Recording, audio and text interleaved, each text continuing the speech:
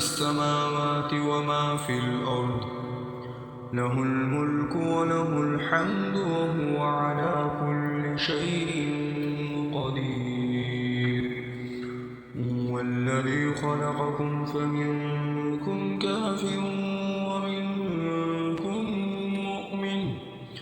والله بما تعملون بصير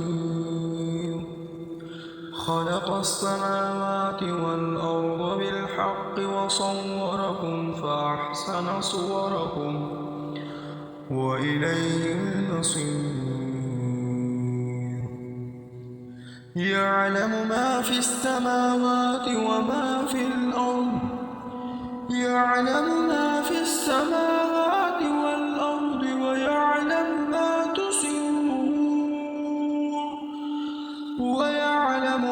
تسرون وما تعلنون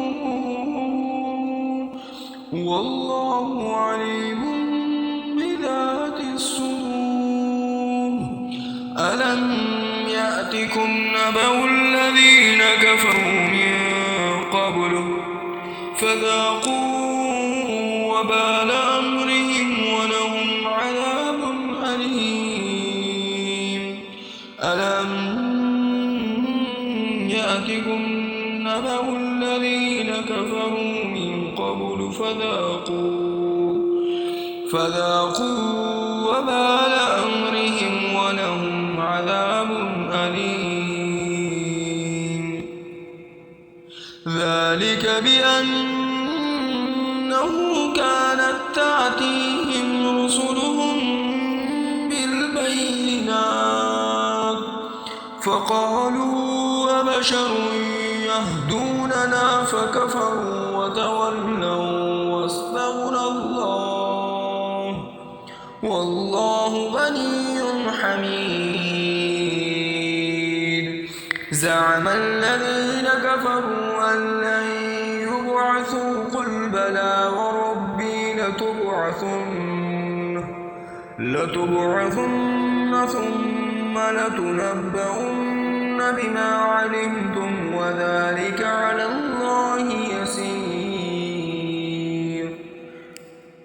فآمنوا بالله ورسوله والنور الذي أنزلنا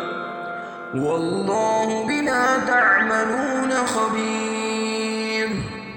يوم يجمعكم ليوم الجمع ذلك يوم التغابن ومن يؤمن بالله ويعمل صالحا يكفر عنه سيئاته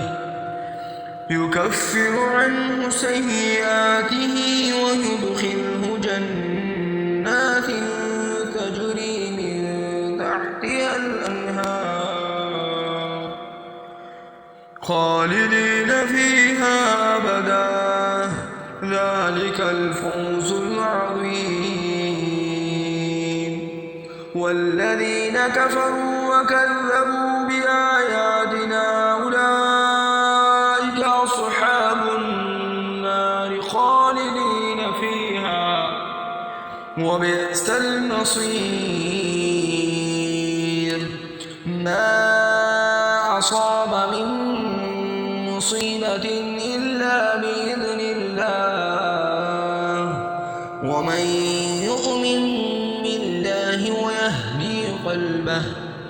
ومن يؤمن بالله يهدي قلبه والله بكل شيء عليم وأطيعوا الله وأطيعوا الرسول فإن